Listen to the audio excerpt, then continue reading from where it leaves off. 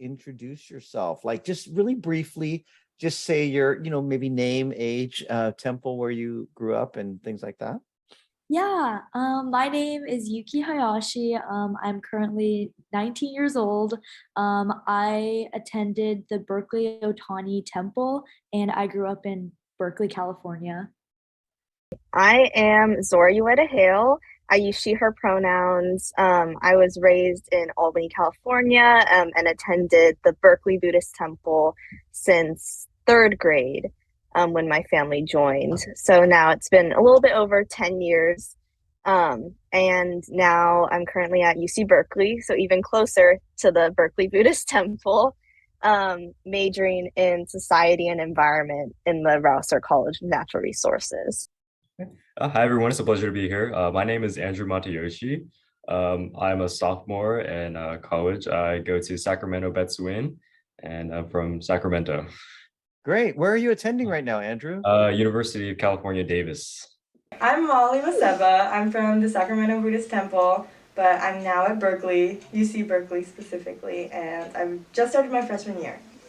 Hi, my name is Devon Akiyama. I'm 19 years old. I originally started off at the Florian Buddhist Temple in Sacramento. Now I'm currently at the Berkeley Buddhist Temple. I major in political econ with a minor in history. Hello everyone, my name is Grace Matayoshi and I am from Sacramento, California, and my home temple is the Sacramento Betsuin. I'm currently attending Sacramento State as a social work and Asian studies major. Wonderful. Thank you so much for being here today, Grace. I really, really appreciate it. So tell me a little bit about maybe your temple involvement as you were growing up. Like, how early did you first get involved with temple? I feel like my temple involvement wasn't very traditional, at least from what I've heard from like other members of the community. I actually met my reverend at my karate class, and she kind of told me about this youth volunteer group that she works with, but she never really, I didn't really know that it was Buddhist youth group. So I just kind of went to one of the meetings and then they were very welcoming and I decided to continue with it because it was just, I felt like I never really had like a Japanese American like community growing up. And they were all very kind and welcoming to me. So I wanted to kind of like give back and be part of it.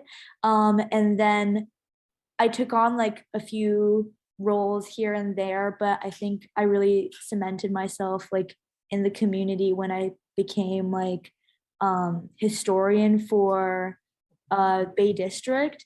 And then the year after my senior year, I was co-president with Zora for Bay District and then president of my chapter. My family was never traditionally involved in like the local Buddhist temples. And yeah, like just meeting her and hearing about this opportunity was kind of like what got me involved. And I think I was a freshman at the time in high school. So I was like 14, I want to say. And then, yeah, and then I was in junior YBA until my senior year.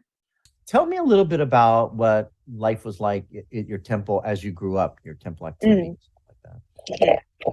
Yeah, the temple community was at first just centered around basketball for me. That's why I thought I joined. My family joined for my parents joined for the religious aspect in the community. But when I first joined in elementary school, it was all about Sangha basketball. And I made a lot of my closest friends there from Temple, who I still talk to and hang out with today, which is really nice, even though we're all in college at this point. But I would say even with basketball, that community aspect is a huge part of what the Berkeley Buddhist Temple always was for me. I always knew I had someone to sit with during service. I always would I don't know, we have little conversations during during the Dharma talk sometimes when they'd get a little long. But we'd also have a great time afterwards, after service in Dharma school together. And yeah, I feel like I just really, although I wasn't raised completely in the temple, I think starting at that young age, I really did like grow up and develop in that temple environment, and like saw myself as I got older, taking in more of the information and like being like, oh, this is relevant to me. Like, it's not just a service I go to every single week. It's an opportunity to learn something, as well as still have that community. So that never changed.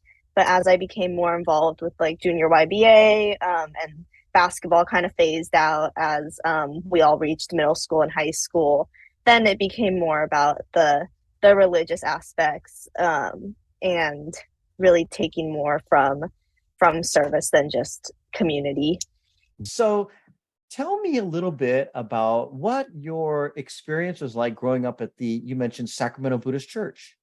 Yeah, so I've grown up at the Sacramento Betsuin, so I've been there basically my whole life, doing activities there, sitting, listening to sermons, doing Cub Scouts, participating in a lot of the church activities such as basketball, and also doing TAs or being a TA for Dharma School, and volunteering where I can. So what Dharma School grade level did you TA for?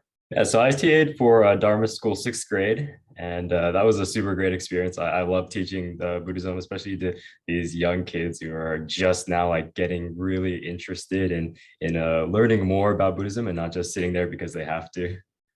That is so cool. How many years did you TA for, Andrew? Let's see, I think I was a TA for 2 or 3 years. Yeah. Oh, that's great. Very nice. Wonderful, wonderful. And then you also mentioned you were in the junior YBA group and in that as well. Oh yeah, I was part of the JYBA group and Sac Betsuin. Great. Tell me a little bit about your junior YBA experiences. Yeah, so I thought junior YBA was a super great and helpful way to not only be more connected with Buddhism, but also be more connected with young people within the religion. Because I know, like, when you go to church, you don't always have access to people your age. But joining JYBA gives you a chance to interact and see what your peers, people your age, are thinking, and kind of get a feel for like what the young people in Buddhism are like, and do activities together that really support each other. Great. So did your interactions in junior YBA, was that mostly with just kids from your particular temple, or was it beyond that? Yeah, so for our meetings, it was obviously just our temple, but we would have a lot of conferences and stuff where we would go to other temples, and chapters from a lot of different temples would come together, and we'd all meet in these giant conferences and do workshops and have these social events. And that was really fun. It was a great way to connect with young Buddhists outside of just your church. I've always been really incorporated with the temple just because it's been so ingrained in my family. So we would go to church on Sundays. I kind of have to be like dragged out of bed. I'd go to Dharma school, junior YBA stuff. I played basketball for the temple. All that sort of stuff. I was pretty involved in temple growing up. I know I did all the church basketball games, and then I'd always go to the different Obon festivals and all that stuff. I tried to make it to service every week.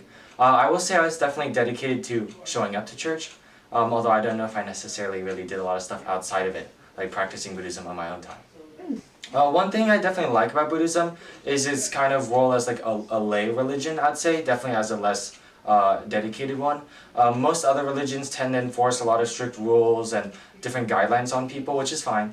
But I like how Buddhism kind of offers advice more so than forces you to follow rules.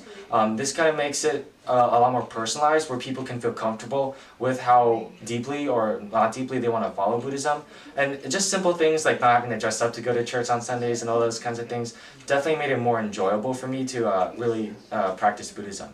Yeah, so I was actually introduced to the Buddhist temple when I was around 3 years old, and started off with nursery school, nursery Dharma school. Wow. And so I fell in love with it. I made a lot of great friends already in nursery school, and did the arts and crafts and everything. And then growing up, I was part of the Girl Scout Troop 569 with the Sacramento Church. And then then I became a TA, a teacher's assistant in middle school for the 6th grade class. So that was really fun. Later became an organist at the church and did Sunday services and some memorial services.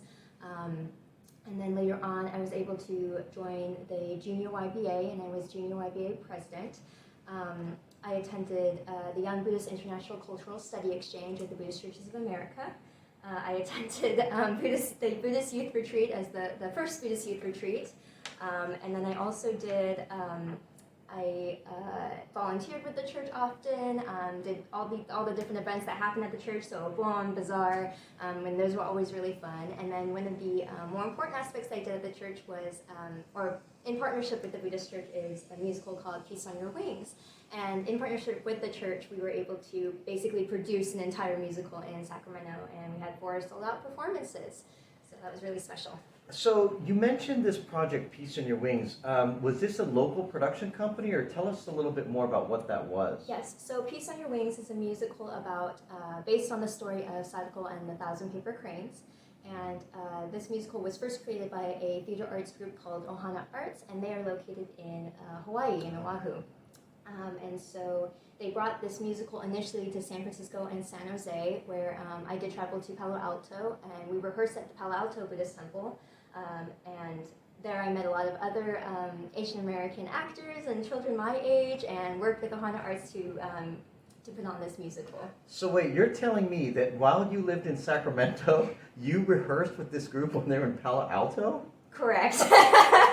I was very passionate about this project, Wow. and my mom saw how passionate I was as well, and she's the one that drove me to rehearsals Wow. every single day. So how wonderful it is just to show that we have this relationship with even the Palo Alto Buddhist Temple, where they allowed them to have rehearsals there, and then we have this connection through this BCA wonderful connectivity that we're all able to come together like that. Yes, and the San Jose Buddhist Temple, the San Jose Betsuin was also a huge supporter. The San Francisco Buddhist Temple was a large supporter as well. So that was kind of the first time where I kind of sensed the whole Buddhist Churches of America community as a whole, that we're all very passionate about this project. And then, of course, all those temples, as well as the Sacramento Temple, then was in support of bringing this musical to Sacramento. So you mentioned that the production company was based out of Hawaii, so it probably took a lot of like financial investment to get them over here, right? So, and you mentioned there was a lot of temple support for that. Tell us a little bit about that. Yes, and so at the time I was a teenager. I didn't really have a concept of what money was, really. And so in learning about this musical and what it takes to bring this musical to Sacramento, it took over, just to Sacramento alone, it took over $30,000. And we launched a Kickstarter with the help of Koichi here. We launched a huge Kickstarter, and so many people, gave their full-hearted support and their monetary support, because they also believed in this project and saw the importance of this musical and telling the tale of Sadako. And so we were able to raise all that money and then some, and it was a huge success. What really drew you to get involved? Like, what drew you? You know, obviously meeting Osa Sensei was probably a big deal, right? It was her personal touch. Yeah. So that's an important part of the story that I really want to convey. But other than that, what was if there's not a better term, but what was the hook that kind of got you in and said, hey, I want to check this out? Any particular aspect or teaching or even characteristic? I think the biggest thing was just that, just that there was a community of like Asian people, specifically like Japanese American. I went to Berkeley High, and they have 5 small schools within their school, and I was kind of I was in IB, and it was traditionally like a pretty non-diverse school. So it was really nice to just kind of like have people my age, and just like have people to like talk about like our backgrounds, our culture, and just kind of like connect in a more personal way that I might not have been able to with some of my classmates. It was something outside of school as well that I can devote myself to, which I think was also another big thing. I think a lot of my activities and time kind of surrounded around school, and having junior YBA. It was like a completely separate group of people that comes from different schools and different parts of the county. I also got to meet people from like completely different counties through conferences or Bay District meetings. So I feel like it just connected me a lot more to such a diverse group of people that kind of had this shared love for their community and wanting to give back and maintain like our culture and our identity. So tell me, Andrew, what are some of the things you really like about Buddhism? And more importantly, what are some of the things that you maybe don't like or find confusing or something of that nature? Yeah. Well, I guess I'd say the things that I like and I don't like are pretty similar. Oh. I really enjoy how Buddhism challenges you to think about your perceptions and your ideologies, and really like makes you question, what ultimate truth is, and seek it for yourself, really. But that's also where Buddhism gets a little tricky, right? Because you actually have to put in the work for this, and it's hard for a lot of people. It's hard for me too. It's hard for people to really think inwardly about a lot of things and challenge their own conceptions and ideologies in the framework of Buddhism. And but I feel like ultimately that challenge is what makes us grow as Buddhists. I think something that I really like about Buddhism is how accepting it is of everybody. I think a lot of times, like in religious spaces in general, people can feel really like alienated or othered, depending on like various aspects of their identity.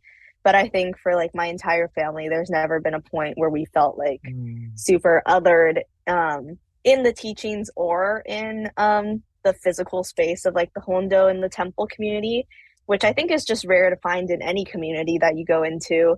So that's something I really like. And I also just like the flexibility to make it your own and to take the aspects that you really connect with and to kind of center your understanding around that, and like use that as, I guess, kind of your foundation to then stay attached to the teachings. Because I think sometimes religion can not feel like the most important priority in someone's life or not feel super relevant.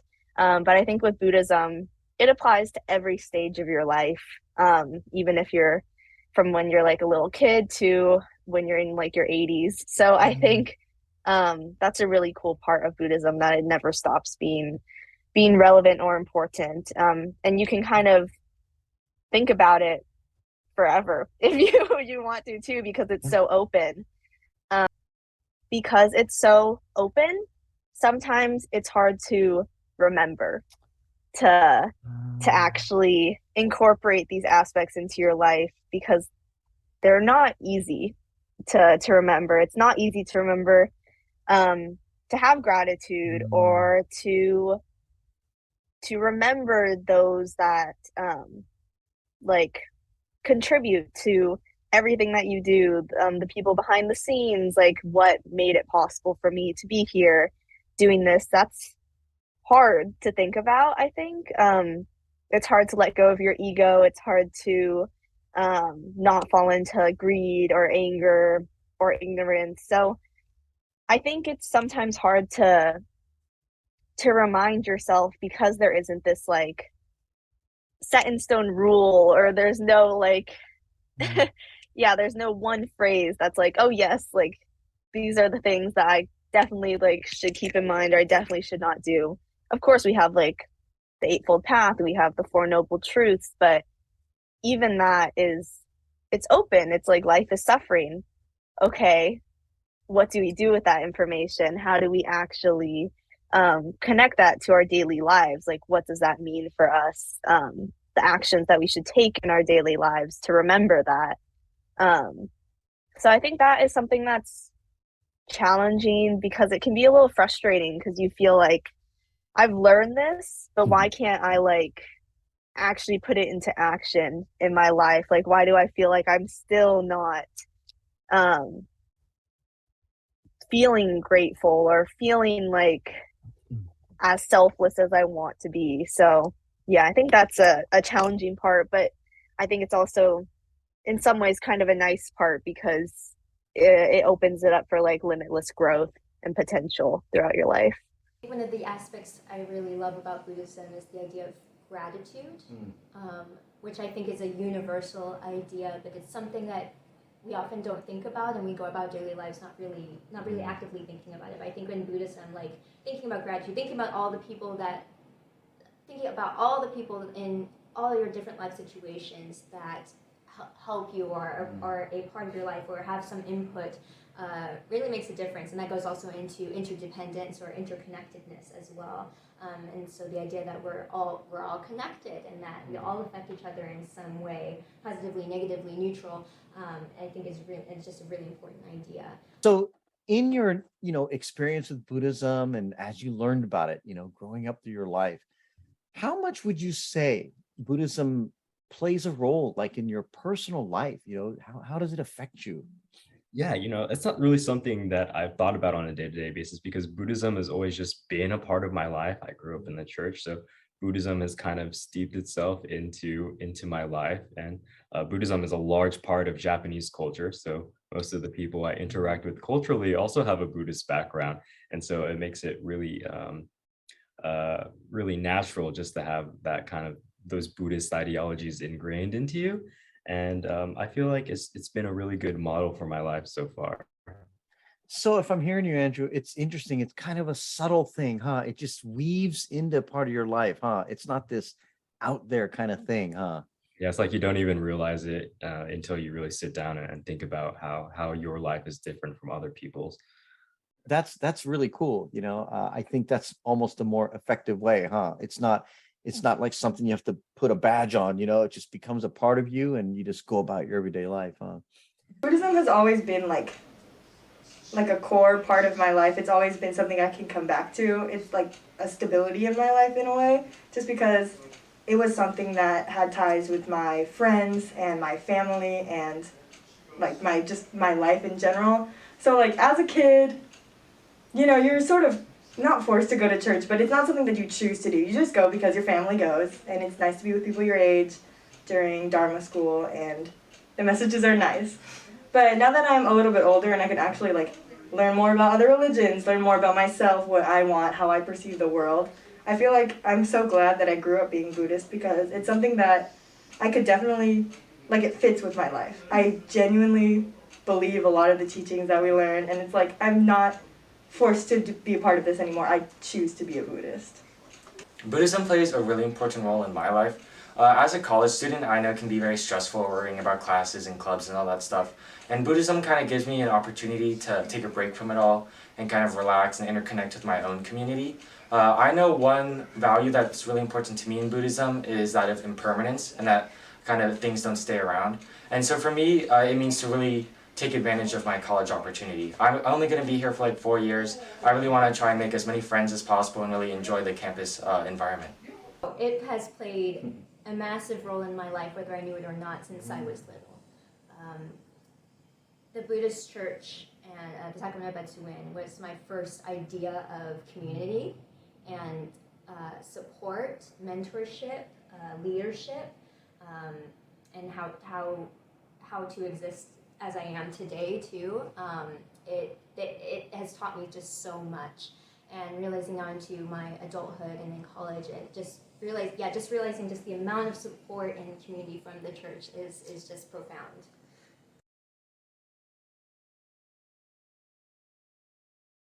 What do you think the future of Buddhism is going to look like, especially for younger people, 10 or 20 years down the road? What do you think about that? What do you think it's going to look like?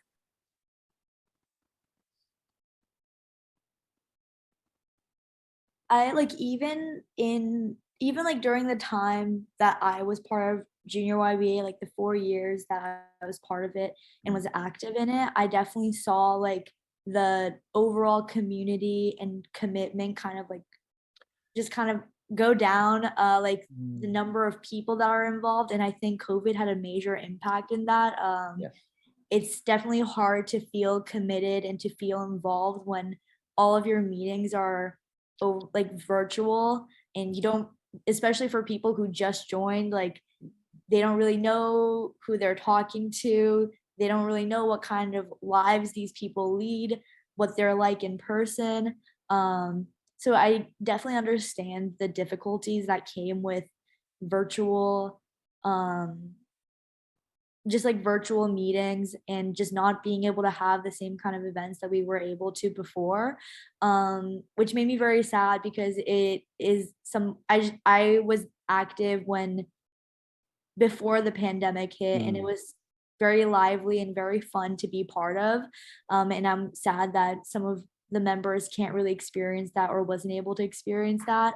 I think I would like to think that a lot of the youth really appreciate and value the importance of their culture, like their background and their history.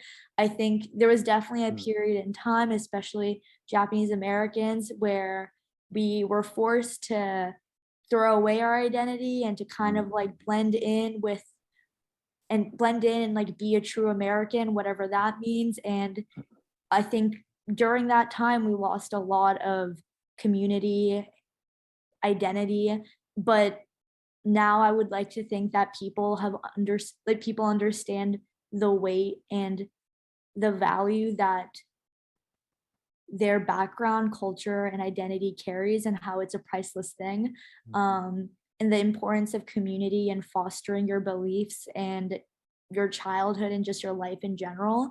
I think a lot of that has to do with the classroom, like the classes that we take in high school, middle school, elementary school, and like what they teach as well, but also what members of our community teach each other.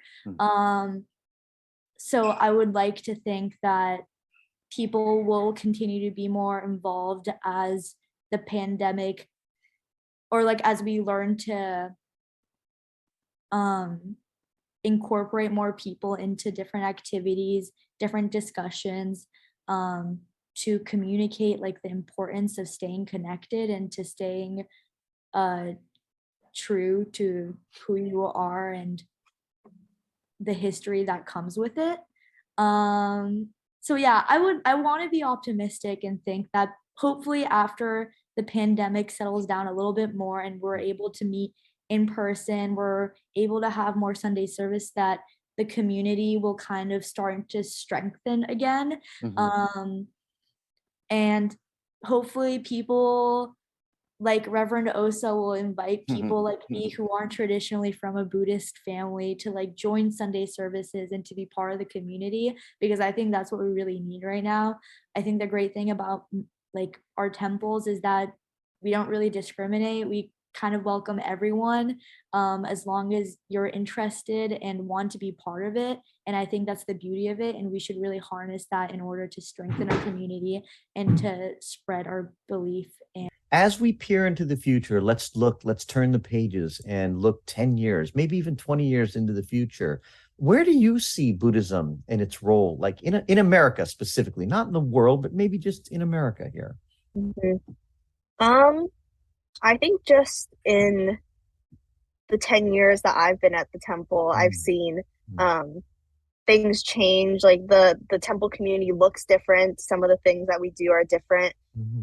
I'd hope in 10, 20 years that there is still a strong aspect of JA, Japanese American identity in Jodo Shinshu, because I think that's something where I really found a connection with my Japanese heritage there that I didn't necessarily find anywhere else.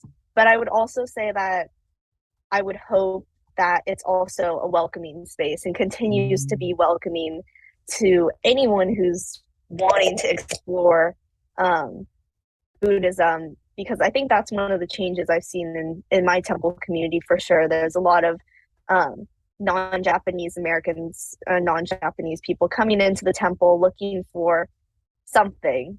It totally varies what they're looking for, but I think that's something which is really nice that I mentioned earlier about Buddhism, is it's so welcoming and not othering to anyone. So I would hope that that continues and more people see Buddhism as something that they can incorporate into their own lives. You also are have multiple ethnic backgrounds, right? So could you touch upon that for a little bit, if you don't mind, for the people watching? Yeah, yeah, of course. Yeah, I would say so for me being um like half Japanese, but then also black and white, Buddhism definitely looks Mm. different for me. I think just because of like my upbringing and being in the temple, I connect a lot with my Japanese American heritage. Um, but of course, there's also like nuances to everyone's Mm. identity.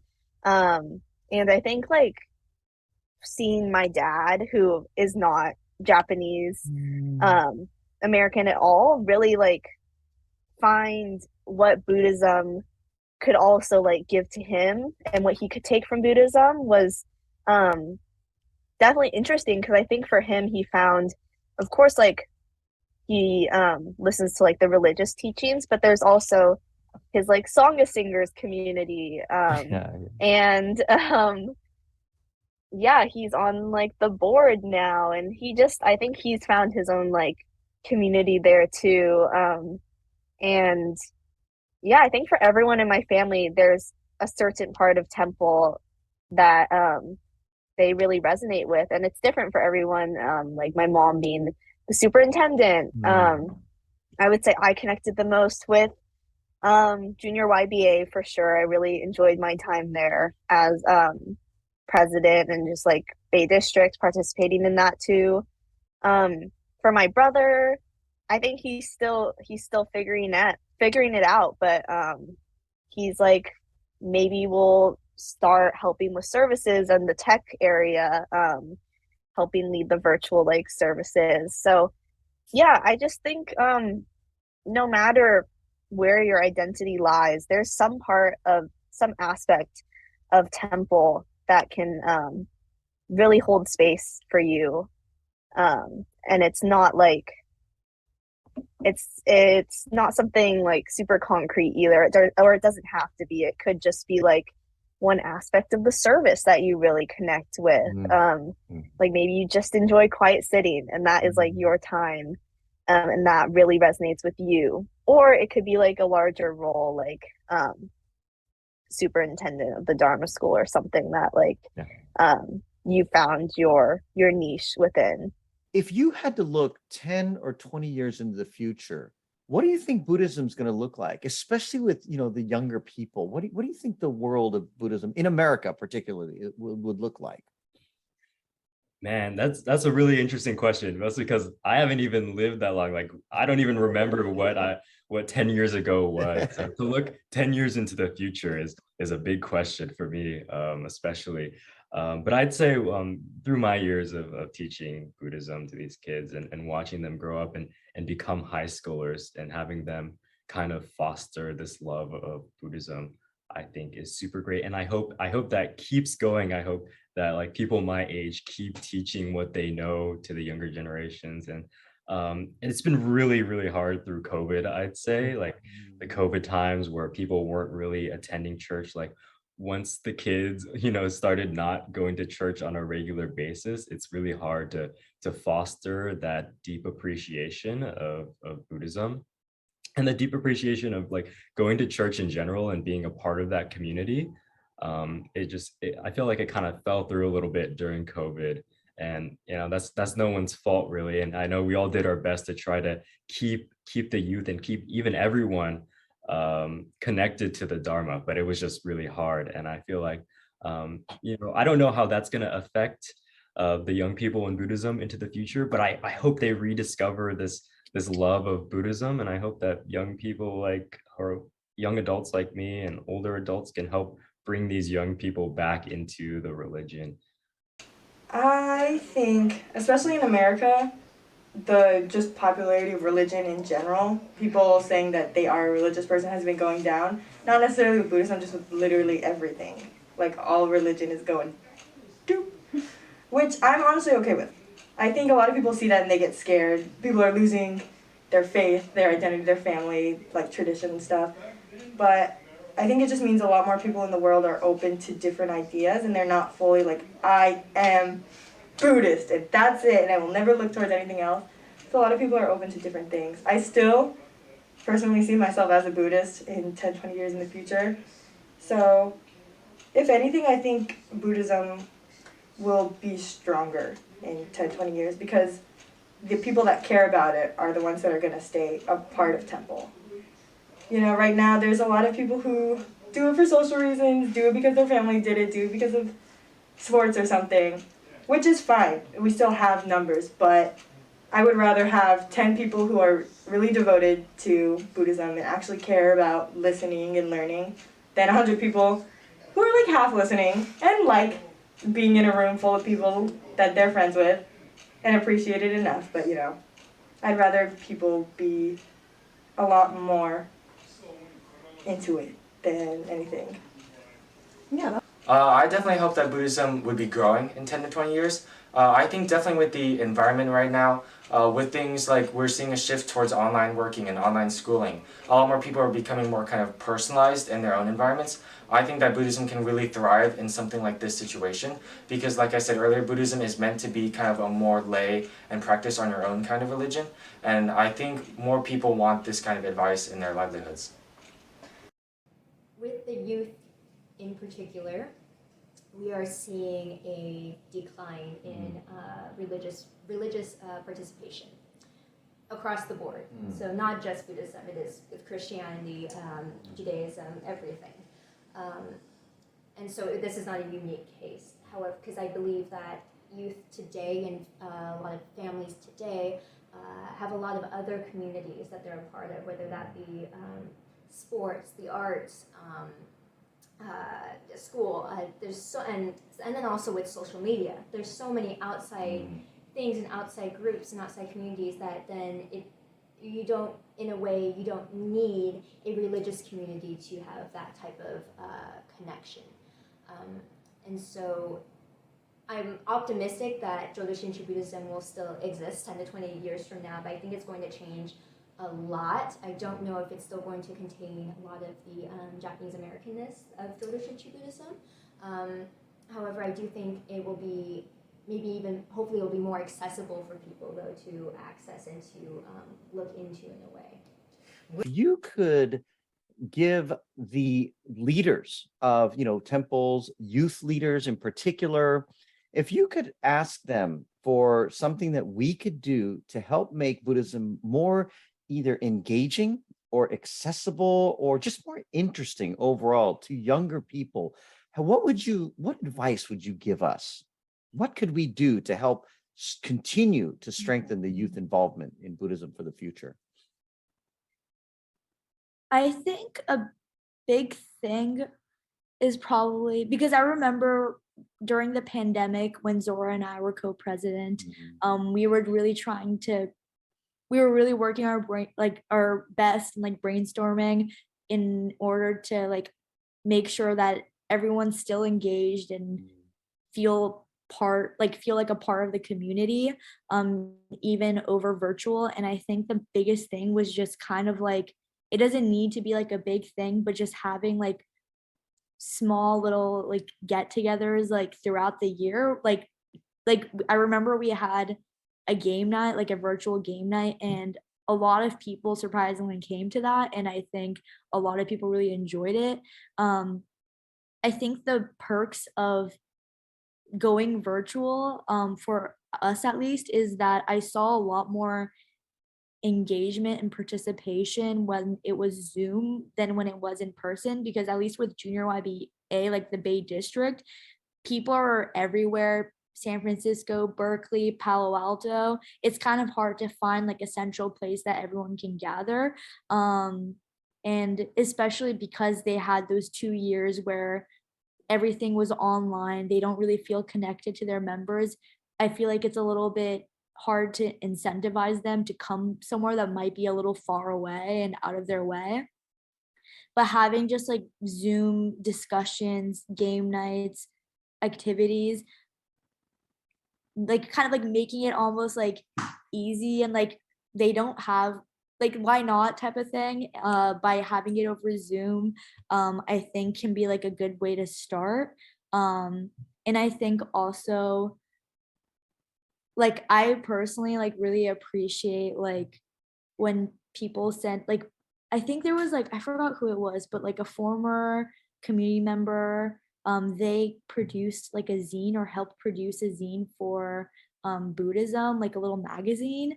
And I remember reading that and feeling like I learned so much that I'm even more interested in Buddhism. So just maybe having like a little not maybe not a magazine but like a blog or like something to kind of like send like as a short read for people to kind of engage with and not commit a good amount of their time can also kind of like help spread Buddhism.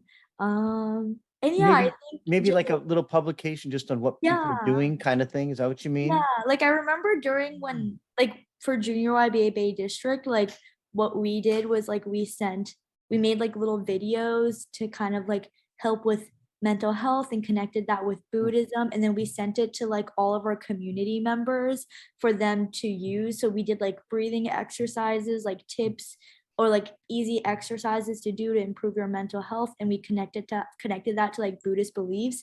And then we kind of sent that, I believe, to like different temple members.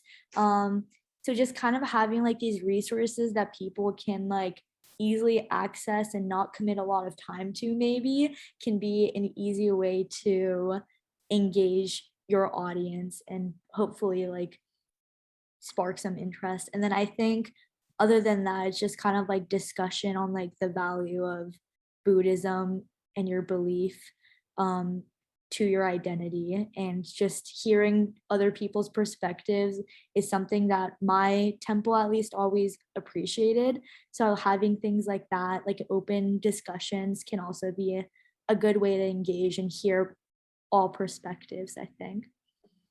If I'm hearing you correctly, I think the main thing you're saying is just it's just good to get together low key Yeah. sometimes. And it doesn't have to be this major difficult Mhm. thing. And that's what I've noticed as an advisor for all these years as well. Like I think kids just love to get together Yeah. and we make our own kind of fun, right? No matter what we do, no matter where we go. So Yeah. And I feel like that's kind of like a very there isn't like a lot of commitment. It's a more casual way of like entering a community and feeling involved still. And then maybe over time they would be more interested in taking on like different positions and maybe going to Sunday services more or something like that. I think bringing together communities, Buddhist communities from across the US and from different places is really important. Like BYR retreats, different like conferences, or just events that are open to not only Buddhist youth, but also just curious community members who want to maybe see like what is this all about? Because I think sometimes like it can be daunting to start to attend an event that says like Jodu Shinshu, like the teachings of Shinran or something like that. Like as a non-Buddhist, that might be like, oh, like I don't know if this is a space for me. But if I was just a teenager, non-Buddhist, and I saw something that was like, like ways to lead like a more grateful life or something, and then just like as a little sub note, like through Buddhist or Jodo Shinshu Buddhist teachings, I'd be like, like I have been feeling like I haven't been like super haven't been recognizing gratitude as much lately. Like maybe this is something that could be more applicable to my life, even though like I'm not a Jodo Shinshu Buddhist at the time. So I think that's something that's really important, and also just encouraging people in the Buddhist community to like share more. It doesn't have to, I think sometimes it can be like you don't want to talk about it because you don't think people will understand who maybe don't already attend temple.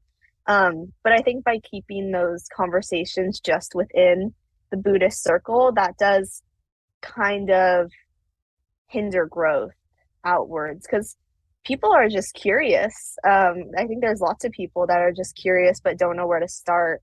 Like already being in the dorms, we've had people that are like what's temple? Like, what are you talking about? And then just explaining it, they're like, oh, like I wanted to try that. Like, can I come with you? And it's just like that small just opening of a conversation where people are like, that actually sounds really cool. Like maybe I will give it a try because I also have you as a connection and someone that I feel like safe to try this new experience with. So I think that's something that's also important, is not like hiding this like important aspect of what is like my identity. Like I definitely wish I talked about it more with other people because I think it's such like an important part of my identity and like what I aspire to do in my life, like incorporate these teachings. So those were two things that I think I would say. I think the one thing that got me really involved in Buddhism when I was younger is just the activities surrounding the church. And so I know a lot of churches, they have, basketball teams, they have scouts, but, I think it would be really great if we can incorporate even more activities into that young people can participate in, especially activities that are related to our culture and our religion, like get some like taiko classes in there, or like more cultural activities, more activities in general, just so young people can participate and don't feel like they only have to do basketball or don't only have to do scouts, but they can do all these activities and that could get them involved in church.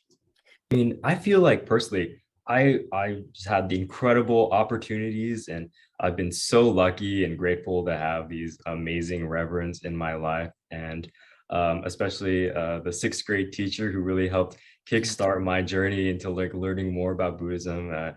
Joining BYR was like one of the best decisions of my life, having that youth retreat, and I actually wish there was more of them because I would go to more of those. Like if I were still in high school, I'd want to go to as many of those as possible because they were so fun, and I had gained such a deeper knowledge of Buddhism than I ever thought I would have otherwise.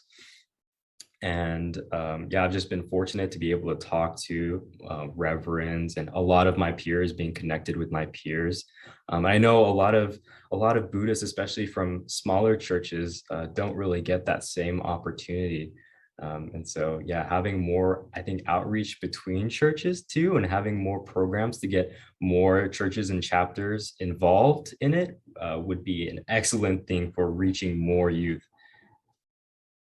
That's great. And that's really why I appreciate being a member of the BCA, the Buddhist Churches of America. And that way we have that connectivity with so many other districts and groups from other areas. So I think where we are right now, Junior YBA, keeping conferences fun and a big part of youth Buddhist organizations and stuff like that. Just bringing young Buddhist people together is the biggest factor that we could have of keeping a young Buddhist presence of people who want to actually be there. Because conferences were where it's at. Like I felt so connected to people there. I miss conferences a lot. I don't think young people are typically interested in religion in general. It just seems like a lot of work for young people, and they usually don't understand like the benefit that they're getting out of it. However, I do think Buddhism has a very big opportunity to be a hit with young people. I think that its advice and the kind of lessons that you can learn from Buddhism are really helpful towards young people's lives. It teaches you how to become interconnected. It teaches you how to value what life is worth. And all these kind of factors really can improve a young person's life. And then also just the basis of it being such kind of a chill, more laid back following can definitely make it more appealing to young people as well. Usually, like young people, they would go to church just to play basketball games, but then they don't actually really listen during the services or pay attention. And I think that is something to take into account. I think something that could help would be making a more personal environment by giving opportunities for the young people to have sessions with the reverend or just talk to other officials in the community. I think that could make it a lot more interesting and allow young people to see the takeaways that can come from following Buddhism. I also think on the other end of that, I think there could be a lot more kind of fun social events that could be taken out of Buddhism. I think opportunities like, for me, I really enjoyed my awake-a-thons, like sleeping over at my church, and just different games and stuff like this that allow you to spend time with the other church members and inside the actual church while also having fun, I think would be a really nice opportunity for young people. One of the greatest issues that the world could learn from Buddhism is definitely interconnectedness. We definitely live in a very divisive time, both politically and philosophically in all these different manners. I think Buddhism allows people to be comfortable within their own worlds and allow other people to be comfortable as well. And I think taking this lesson away from Buddhism would really benefit everyone in the world. I definitely think keeping up activities such as Girl Scouts, Boy Scouts, basketball, soccer, football, the arts, like I think including more activities or even having some activities that don't require as much of a commitment. Like I know, for example, Boy Scouts requires a lot of commitment and a lot of families don't want to sign up for something like that. Whereas maybe we could have more youth camping trips. I think that would be really fun and people would sign up for something like that. Or outdoor training things for children I think would be really fun. Outdoor games, park days, things of that nature would be more accessible for families, and families in general would be more willing to attend church in a way and hopefully bring them in that way. No, I just appreciate the Buddhist Churches of America so much. As I listed at the beginning, I've done so many activities with the church, but I also made lifelong friends, like, yes, friends for life that I deeply cherish, and also gained a lot of mentors in my life who were able to just guide me through life, just huge life decisions. That was just really impactful. And it gave me a place to express my and to do new ideas, to do new projects, and to learn how to be a leader, things like that. Where that has just been so valuable, immeasurably, like incredibly priceless in my life. It made a difference.